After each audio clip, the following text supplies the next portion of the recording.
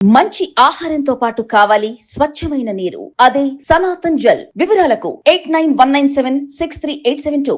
మీకు Guinness book of world రికార్డ్స్లో స్థానం సంపాదించారు. నిజంగా అద్భుతం. ఎందుకోసం మీకు ఆ రికార్డు వచ్చింది అసలు? అంటే మేము చేస్తున్న కల్టివేషన్ ఏదైతుందో అగ్రికల్చర్ కల్టివేషన్లో, తర్వాత నెక్స్ట్ మేము ఇస్తున్న మా కాన్సెప్ట్ ఏదైతుందో ఆ కాన్సెప్ట్కి వచ్చిందండి. మా కాన్సెప్ట్ వచ్చేసి మేము అగ్రికల్చర్ చేస్తున్నామండి. అగ్రికల్చర్లో మేము dates and pulses vegetable fruits పండిస్తున్నాము. సో పండించే విధానంలో ఏదైతే మేము పండించే విధానంలో వాడుతున్న టెక్నాలజీస్ అవుతున్నాయో ఆ టెక్నాలజీస్ బేస్ చేసుకొని మా కంపెనీకి వరల్డ్లోనే ఇలాంటి కాన్సెప్ట్ లేదని చెప్పేసి గిన్నిస్ బుక్ వాళ్ళు దాన్ని గుర్తించి మాకు ఇవ్వడం జరిగిందనమాట. సో మేమేంటంటే మేము పండించే అగ్రికల్చర్ ల్యాండ్స్ అవుతుందో అగ్రికల్చర్ ల్యాండ్స్లో కొంతమంది ఓనర్స్ ఉంటారు. అంటే కొంతమంది రైతుల దగ్గర నుంచి మేము లీజ్ తీసుకొని సో దాంట్లో పండించిన పంటలో కొంత వాళ్ళకు కూడా ఇస్తున్నాం అనమాట. అంటే మేము వాడే టెక్నాలజీస్ని తర్వాత టోటల్గా ఓవరాల్గా ఒక కాన్సెప్ట్ ఏదైతుందో ఈ కాన్సెప్ట్ ఏదైతుందో ఇది వరల్డ్లో మాకు ఎక్కడ లేదు కానీ సంబంగిలో ఉంది. సో దాన్ని బేస్ చేసుకొని రీసెంట్గా మాకు గిన్నిస్ బుక్ వరల్డ్ రికార్డ్ వాళ్ళు గిన్నిస్ బుక్ రికార్డ్ అని ఇవ్వడం జరిగింది. అంటే దాంతోపాటు అంటే బుక్లో మా పేరు ఎంటర్ అవ్వడం జరిగింది. సో దీంతోపాటు ఐరేంజ్ బుక్ ఆఫ్ వరల్డ్ రికార్డ్స్ వాళ్ళు ఇన్స్పైరింగ్ ఇండియన్ అవార్డు అని ఇచ్చారు అనమాట. అంటే నేను అగ్రికల్చర్లో చేస్తున్న వండర్స్ని తర్వాత భావితరాల భవిష్యత్తు కోసం చేస్తున్న దాన్ని. అంటే రేపొద్దున ఫుడ్కి ఆల్టర్నేషన్ లేదు. ఫుడ్ అనేది చాలా ఇంపార్టెంట్. ఫుడ్ కంపల్సరీ, ఫుడ్కి ఏది ఆల్టర్నేషన్ వచ్చినా కానీ అప్గ్రేషన్ అయినా కానీ ఫుడ్ అనేది కంపల్సరీ రావాలి. సో ఆ ఫుడ్ని మేము ఒక 100 సంవత్సరాలు 150 సంవత్సరాల క్రితం భారతదేశంలో ఏ విధంగా అయితే పండించారో సో ఆ విధంగా మేము పండిస్తున్నాం అనమాట. అంటే 100% ప్రకృతి వ్యవసాయం చేస్తున్నాము. సో దానివల్ల ఎంతోమందికి యువతకు రైతులకు చాలా మా లైఫ్ మా యొక్క స్టైల్ అనే మేము చేసేదంతా చాలా ఇన్స్పైరింగ్ ఉంది. కాబట్టి ఆ ఇన్స్పైరింగ్ ఇండియన్ అవార్డు అనేది మాకు ఇవ్వడం జరిగింది. సో ఇది ఇంతకుముందు 2018లో అన్నా హజారే గారికి ఇచ్చారు ఇండియాలో. తర్వాత సెకండ్ వచ్చేసి మాకు ఇచ్చారండి. సో ఇది ఈ రెండింటికి అంటే ఈ రెండు కూడా మాకు వచ్చేసి గిన్నిస్ బుక్ వరల్డ్ రికార్డ్ కానీ తర్వాత ఐరేంజ్ బుక్ ఆఫ్ వరల్డ్ రికార్డ్స్ వాళ్ళు కానీ మాకు రెండు ఇవ్వడం అనేది వాళ్ళ బుక్లో మా పేరు రాయడం అనేది కేవలం అగ్రికల్చర్ని బేస్ చేసుకొని ట్రెడిషనల్ అగ్రికల్చర్కు టెక్నాలజీని యాడ్ చేసి మేము అగ్రికల్చర్ చేస్తున్నాము. సో కాబట్టి దానికి ఇచ్చారనమాట. నెక్స్ట్ ఇంకోటి ఏంటంటే మన గిన్నిస్ బుక్ వరల్డ్ రికార్డ్ వాళ్ళు మన ఆఫీస్కి విజిట్ చేసినప్పుడు ఒక విషయంలో వాళ్ళు మా ఆఫీస్లో పెద్ద బోర్డు కనిపిస్తుంది అనమాట. We love our culture, our Indian culture is agriculture, save our culture, invest in our soils అనేదాన్ని పెద్దగా మా బోర్డులో పెట్టాం. మనం company motto, company vision, company అనేది అనమాట. సో మన కంపెనీ అంటే అగ్రికల్చర్ అనేది మన ఇండియన్ కల్చర్గా మేము ప్రమోషన్ చేస్తున్నాం. వాస్తవానికి అదే మన Indian culture is agriculture, first agriculture. So దాన్ని చూసుకొని వాళ్ళు చాలా ఆశ్చర్యపోయారు అనమాట. అరే ఇంత ఇన్నోవేషన్గా ఏ విధంగా మీరు చేయగలుగుతారు అని చెప్పి. సో అది కూడా ఒక అవర్స్. సో మా కాన్సెప్ట్కి వాళ్ళు ఈటం అనమాట కాన్సెప్ట్. సో అంటే నాకు అర్థమైంది చెప్తాను. కొంతమంది రైతుల్ని దగ్గర మీరు ల్యాండ్ తీసుకొని ఆ ల్యాండ్లో వ్యవసాయం చేస్తున్నారు, అంతేనా?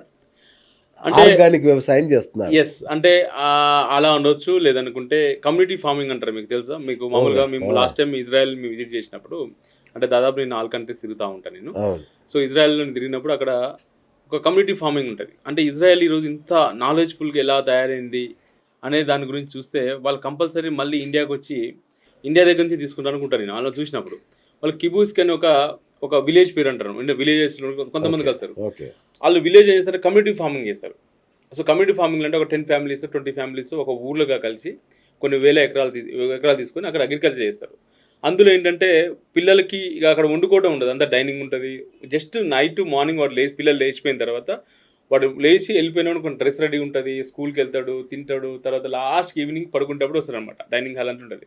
అంటే కమ్యూనిటీ అగ్రికల్చర్ చేస్తారు. సో కాబట్టి ఆ కమ్యూనిటీ అగ్రికల్చర్ చేసినప్పుడు వాళ్ళకు అక్కడ ఏదైతే ఉన్నాయో మొత్తం టోటల్గా వాళ్ళకి చిన్నప్పటి నుంచి నేర్పిస్తారని. నేర్పించడం వల్ల ఈరోజు ప్రపంచంలో ఎక్కడ చూసినా కానీ చిన్న దేశము ఆ దేశాన్ని ఎవరు కొట్టలేరని మనం టీవీలలో సోషల్ మీడియాలో చూస్తున్నాం.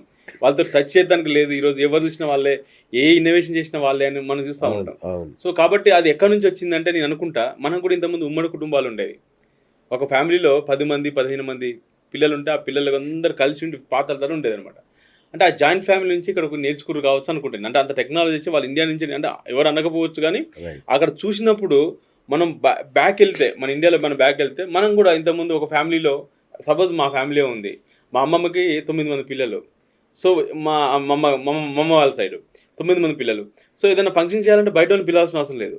ఈ 9 మంది పిల్లలే మేము దాదాపు 105 మంది 110 మంది అవుతాం. సో కాబట్టి బయట పిల్లలు వీళ్ళందరూ కలిసి ఉంటారు. జాయింట్ ఫ్యామిలీ కలిసినప్పుడు కష్టాలను షేర్ చేసుకుంటాం, వర్కులు షేర్ చేసుకుంటాం, ఆటోమేటిక్గా అప్పుడు సక్సెస్ అవడానికి ఆస్కారం ఉంటుంది. సో అట్లనే మేము కూడా ఏంటంటే రేపు పొద్దున్న కమ్యూనిటీ ఫార్మింగ్ డెవలప్ చేస్తున్నాం. సో మాకు సంపంగి ఏం చేస్తుందంటే community farming. So community farming కోసం ఏం చేస్తామంటే మేము మా దగ్గర ఉన్న ల్యాండ్ తర్వాత నెక్స్ట్ మేము కొంతమంది అగ్రికల్చర్ రైతులకి కొంతమంది ఇస్తాం, మేము ఇచ్చి అదే ల్యాండ్ లీజ్ తీసుకొని అందులో మేము కల్టివేషన్ చేస్తాం. కల్టివేషన్లలో మేము వివిధ రకాల టెక్నాలజీస్ వాడుతున్నాము. తర్వాత మన ట్రెడిషనల్ అగ్రికల్చర్ అంటే ఆర్గానిక్, సో ఆర్గానిక్ ఇవన్నీ వాడుతున్నాం అనమాట. వాటి చేస్తున్నాం కాబట్టి ఇది కమ్యూనిటీ ఫార్మింగ్ అంట నేను. ఓకే, అంటే మీది రియల్ ఎస్టేట్ సంస్థ కాదు, అంటే మాది సంపంగి గ్రూప్ ఆఫ్ కంపెనీస్ అండి. ఈ సంపంగి గ్రూప్ ఆఫ్ కంపెనీస్ 9 సెగ్మెంట్స్ లో ఉన్నాం మేము. ఓల్డ్ వరల్డ్ లో 9 సెగ్మెంట్స్ లో ఉన్నాం. సో ఇందులో రియల్ ఎస్టేట్ అనేది ఒక వింగ్. సో మేము ఓపెన్ ప్లాట్స్ అమ్ముతాం, రియల్ ఎస్టేట్ అనేది ఒక వింగ్. సో అగ్రికల్చర్ అనేది ఒక వింగ్. సో అగ్రికల్చర్ ని రియల్ ఎస్టేట్ ని కలిపి చేస్తున్నాం. అంటే కొన్ని సందర్భాలు ఏం చేస్తాం అంటే మా ల్యాండ్ మేము అమ్ముతాం కొంతమందికి. సో ల్యాండ్ అమ్మిన తర్వాత అదే ల్యాండ్ తీసుకొని మేము చేస్తాం. ఎగ్జాంపుల్ మీకు క్లియర్ ఒకటి అంటే అర్థం అవడానికి చెప్తాను నేను. భారతదేశంలో ఒక మిడిల్ క్లాస్ వ్యక్తి రేపు పొద్దున్న తన పిల్లల భవిష్యత్తు బాగుండాలి అంటే వాళ్ళు ఎక్కడ ఇన్వెస్ట్మెంట్ చేస్తారు అంటే దాదాపు majority people real estate investment చేస్తారు సార్.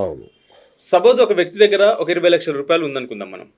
సో 20 లక్షల రూపాయలు ఇన్వెస్ట్మెంట్ చేస్తే ఎవరైనా ఈరోజు దాదాపు తెలుగు రాష్ట్రాలు 2 రాష్ట్రాల్లో కలిపి ఎవరైనా ఫోకస్ అని హైదరాబాద్లో చుట్టుపక్కల ఇన్వెస్ట్మెంట్ చేసుకోవాలనుకుంటారు.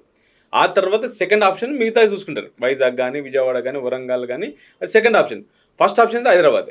సో 20 లక్షల రూపాయలు నా దగ్గర ఉన్నాయి. 20 లక్షల రూపాయలు తీసుకెళ్లి ఒక అతను ఇన్వెస్ట్మెంట్ చేస్తే హైదరాబాద్కి 60 కిలోమీటర్ రేడియస్లలో ఒక 200 గజాల ల్యాండ్ వస్తుంది.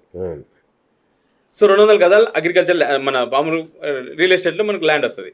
సో దాన్ని ఒకసారి తన కష్టార్జితం తీసుకెళ్ళి అక్కడ ఇన్వెస్ట్మెంట్ చేసిన తర్వాత ఆ డబ్బు పెరగాలి అన్నప్పుడు ఎవరి చేతులు ఉంటుంది? ఇక్కడ గవర్నమెంట్ పాలసీస్ చేతిలో, గవర్నమెంట్ పాలసీస్ బేస్ చేసుకొని పెరుగుతాయి తగ్గుతాయి. సో అదే విధంగా ఇక్కడ రియల్ ఎస్టేట్ ఏజెంట్ చేతిలో ఉంటుంది అనమాట. అంటే నువ్వు కష్టపడ్డ కష్టార్జితము అక్కడ ఇన్వెస్ట్మెంట్ చేసిన తర్వాత అక్కడ మనకి ఏం చేస్తారు అంటే వేరే వాళ్ళు మానిటర్ చేస్తారు ఆ డబ్బుల్ని. సో రేట్ అనేది మీరు చూడండి, మన తెలంగాణలో 2 years నుంచి మార్కెట్ డల్ ఉంది. ఒక 2 years క్రితం ఒక అతను వ్యక్తి పెట్టింది అనుకుంది, 2 సంవత్సరాల తర్వాత అదే రేట్ ఉంటుంది. రియల్ ఎస్టేట్ తగ్గదు కానీ అదే రేట్ ఉంటుంది. నేనేమంటా అంటే మీరు ఎట్లాగ రియల్ ఎస్టేట్లో ఎవరిని ఆపలేం, నువ్వు రియల్ ఎస్టేట్ ఇన్వెస్ట్మెంట్ చేయొద్దు, భూమిలో అటు చేయొద్దు అంటే ఎవరు ఆగరు. సో కాబట్టి నేనేమంటా అంటే ఇదే 20 లక్షల రూపాయలు నీ దగ్గర ఉంది. సో 20 లక్షల రూపాయలు నువ్వేం చేస్తావంటే ఇంకొక 60 కిలోమీటర్లు ముందుకెళ్ళు. 20 లక్షలు పెడితే 60 కిలోమీటర్ రేడియస్ వస్తుంది కదా, ఇంకొక 60 కిలోమీటర్ 120 కిలోమీటర్స్ ముందుకెళ్ళి హైదరాబాద్ నుంచి, నేను హైదరాబాద్ కేంద్ర బిందువు అనుకున్నప్పుడు హైదరాబాద్ నుంచి ఒక 120 కిలోమీటర్స్ ముందుకెళ్తే అక్కడ నీకు ఒక ½ ఎకర్ ల్యాండ్ వస్తుంది. సో ఆ ½ ఎకర్ ల్యాండ్లో మనం ఏం చేయొచ్చు అంటే మీరు ఆ ½ ఎకర్ ల్యాండ్లో మనము అలాంటి ఒక 120 కిలోమీటర్స్ మేము దూరం వెళ్ళి, అంటే హైదరాబాద్ సిటీ నుంచి ఒక 120 కిలోమీటర్స్ దూరం వెళ్ళి అక్కడ మేము ఏం చేస్తామంటే ఒక ల్యాండ్ తీసుకుంటాం. మేము ఆ ల్యాండ్ తీసుకుని ఆ ల్యాండ్ని మేము ఒక్కొక్క ½ ఎకర్ బిట్లో 1 ఎకర్గానో లేదా 5 గుంటాసనో ఎంతో అంత వాళ్ళకు విక్రయిస్తాం. మేము వాళ్ళ స్థాయిని బట్టి విక్రయిస్తాం. విక్రయించిన తర్వాత అదే ల్యాండ్ని మేము ఏం చేస్తామంటే అలా వృధా ఉంచకుండా ఏం చేస్తామంటే ఫుడ్ అనేది కంపల్సరీ కావాలి. దాన్ని మళ్ళీ మేము తీసేసుకొని దాంట్లో మేము కల్టివేషన్ స్టార్ట్ చేస్తాం. సో ఈ కల్టివేషన్లో వచ్చి 2 types ఆఫ్ కల్టివేషన్ చేస్తాం. ఒకటి వచ్చి కమర్షియల్ కల్టివేషన్, రెండు వచ్చి డొమెస్టిక్ కల్టివేషన్. సో కమర్షియల్ కల్టివేషన్గా మేము ఎంచుకున్నది ఏంటంటే ఇక్కడ మేము ఖర్జూరా ఎంచుకున్నాం. సో కమర్షియల్లో చాలా మంది ఏం చేస్తారంటే ఈ చందనాలు, ఎర్రచందనం, శ్రీగంధము ఎంచుకుంటారు. అఫ్కోర్స్ దాని మీద డబ్బులు వస్తాయా లేదంటే సెకండరీ అది. కానీ ఇక్కడ ఏంటంటే మనం ఫుడ్ ఎంచుకున్నాం, ఖర్జూరా అనేది ఫుడ్ తింటాం మనం. తర్వాత రెండు వచ్చేసి డొమెస్టిక్ క్రాప్స్ కింద మనకు పల్సెస్, వెజిటేబుల్స్, ఫ్రూట్స్ పండిస్తాం మేము. ఆ పండించిన వచ్చిన పంట మీద ఎవరైతే మాకు ల్యాండ్ ఇస్తారో ఇన్వెస్టర్స్ ఉంటారో ఆ ఇన్వెస్టర్స్కి మేము 50% అమౌంట్ ఇస్తాం. అంటే అక్కడ ఇన్కమ్ జనరేట్ అయిన దాని మీద ఇస్తాం అనమాట. సో ఇది రిమైనింగ్ వచ్చి ల్యాండ్ రేట్ ఎలాగనే పెడతాయి. మీరు చూడండి తెలంగాణలో ఇంతకుముందు ఆదిలాబాద్ జిల్లాలో రేట్లు ఉండకపోయేది, కానీ ఇప్పుడు మన తెలంగాణ వచ్చిన తర్వాత రేట్లు అయిపోయినాయి. ఎక్కడ చూసినా కానీ రేట్లు సూపర్గా ఉన్నాయి. నెక్స్ట్ ఇంకోటి ఏంటంటే ఎవరైనా ఒక ఇన్వెస్టర్ 10,000 రూపాయలు 20,000 కావాలంటే టైం పడుతుంది అండి. 1,000 రూపాయలు గజము 2,000 కావాలంటే ఈజీగా అవుతుంది. ఇప్పుడు మేము ఏం చేస్తున్నాము 120 కిలోమీటర్స్కి వెళ్ళి చేస్తున్నాం. అక్కడ 1,000 రూపాయలు గజం ఉంది అనుకుంది, సపోజ్ 1,000-1,500 ఉంటుంది. ఆ 1,000-1,500 డబల్ కావడానికి తొందరగా పోయే అవకాశం ఉంటుంది. అదే మనకి 60 కిలోమీటర్ రేడియస్లో 10,000 రూపాయలు గజం కొనుక 10,000, 20,000 కావాలంటే కొంచెం టఫ్ అవుతుంది అనమాట. అంటే రేపు పొద్దున్న ఇన్వెస్ట్మెంట్ పరంగా మంచి ఇన్వెస్ట్మెంట్ వస్తుంది. సో దాంతోపాటు ఇక్కడైతే అగ్రికల్చర్ ఏదైతే మనం కల్టివేషన్ చేస్తామో ఆ కల్టివేషన్ కూడా మనకి ఇన్కమ్ జనరేట్ అవుతుంది. సో ఇక్కడ కల్టివేషన్ కూడా మంచి రిటర్న్స్ రావడం కోసం మేము వివిధ రకాల టెక్నాలజీస్ వాడతాం. అంటే ట్రెడిషనల్ అగ్రికల్చర్ చేయం, మేము టెక్నాలజీ బేస్డ్ అగ్రికల్చర్ చేస్తాం. ఈ టెక్నాలజీ బేస్డ్ అగ్రికల్చర్లో మేము టిష్యూ కల్చర్ అనే కాన్సెప్ట్ని వాడతాం. టిష్యూ కల్చర్ అంటే విత్తనం నుంచి మొక్క వస్తుంది, విత్తనం నుంచి కాకుండా మొక్కలో నుంచి టిష్యూ నుంచి వస్తుంది, జీవకణం నుంచి తీస్తాం మనం అంటాం. సో ఆ టెక్నాలజీ వాడతాం. రిమోట్ సెన్సింగ్ అనే టెక్నాలజీ వాడతాము. తర్వాత నెక్స్ట్ ఫంగస్ డెవలప్ చేసుకోవడం, బ్యాక్టీరియా గుడ్ బ్యాక్టీరియా సాయిల్లో బ్యాక్టీరియా డెవలప్ చేసుకోవడం మాకు టెక్నాలజీ ఉంది. తర్వాత మాన్యువల్ పాలినేషన్ టెక్నాలజీ వాడతాము. సో ఈ టెక్నాలజీని కూడా ప్రపంచంలోనే ఒక బెస్ట్ కంపెనీస్గా, బెస్ట్ యూనివర్సిటీస్ మాకు టెక్నాలజీని ప్రొవైడ్ చేస్తున్నారు అనమాట. ఏం చదువుకున్నారు మీరు? సో నేను అగ్రికల్చర్ పిహెచ్డి అండి, పిహెచ్డి అగ్రికల్చర్ చేశాను నేను. ఇవన్నీ అలవకగా చెప్పేస్తున్నారు, డౌట్. సో కాబట్టి ఇవన్నీ వాడుతున్నాం అనమాట. వాడినప్పుడు ఖచ్చితంగా దీని మీద రిటర్న్స్ వస్తాయి. సపోజ్ ఇప్పుడు నేను చెప్తున్నా, మేము పండించే పంట మీద ఎకరం మీద ఒక 10 years తర్వాత, అంటే ఇప్పుడు ప్రజెంట్ మేము తీస్తున్నాం, ఎకరం మీద మేము 25 లక్షల నుంచి 30 లక్షల రూపాయలు తీస్తున్నాం మేము. ఓకే. అదే ట్రెడిషనల్ రైతు, ఒక రైతు తన పంట చేస్తే అతనికి 60,000 నుంచి 1,00,000 రూపాయలు రావడం చాలా గ్రేట్ అది. అవును. సో మా దగ్గర వస్తుంది అదే ఎక్స్పీరియన్స్, దానికి మీరు 13 సంవత్సరాల నుంచి చేస్తున్నాం మేము, ఉందన్నమాట. సో దీని నుంచి మేము షేర్ చేస్తున్నాం అనమాట. ఇది మా యొక్క కంపెనీ ఇది. సో అంటే ల్యాండ్ కావాల్సిన వేరే వాళ్ళ ల్యాండ్ దాదాపు 90% తీసుకోకపోవచ్చు, బట్ ల్యాండ్ మేము అమ్మి ఆ ల్యాండ్ నుంచి మేము కల్టివేషన్ చేస్తున్నాం. అంటే రియల్ ఎస్టేట్లో బదులు అగ్రి ఎస్టేట్లో పెట్టామని చెప్తాం ఇన్వెస్ట్మెంట్. ఎందుకంటే భారతదేశంలో ఇంతకుముందు ఒక 100 years క్రితము 80% అగ్రికల్చర్ ల్యాండ్స్ ఉంటాయి. 80% పీపుల్ అగ్రికల్చర్ చేసేవారు. సో అప్పుడు ఆ 80% ల్యాండ్లో పండిన పంట కేవలం 50 కోట్ల మందికే అన్నం ఇచ్చేవాళ్ళం అప్పుడు. ఈరోజు 36% అగ్రికల్చర్ ల్యాండ్స్ ఉన్నాయండి. ఈరోజు మిగతా అన్ని రియల్ ఎస్టేట్ కన్వర్షన్ అయిపోయినాయి. ఇవాళ ఈ 36% అగ్రికల్చర్ ల్యాండ్లో పండిన పంటని 150 కోట్ల మందికి ఇవ్వాలి. ఇవ్వాలన్నప్పుడు ఎలా ఇస్తాము? అప్పుడు ఏం చేస్తామంటే దానికి ఆ తక్కువ భూమిలో ఎక్కువ రాబడి కోసం వివిధ రకాల కెమికల్స్ వాడతాం మనం. కరెక్ట్. వివిధ రకాల పెస్టిసైడ్స్ వాడతాం. వాటిని నిల్వించడం కోసం వివిధ రకాల ప్రిజర్వేటివ్స్ వాడతాం.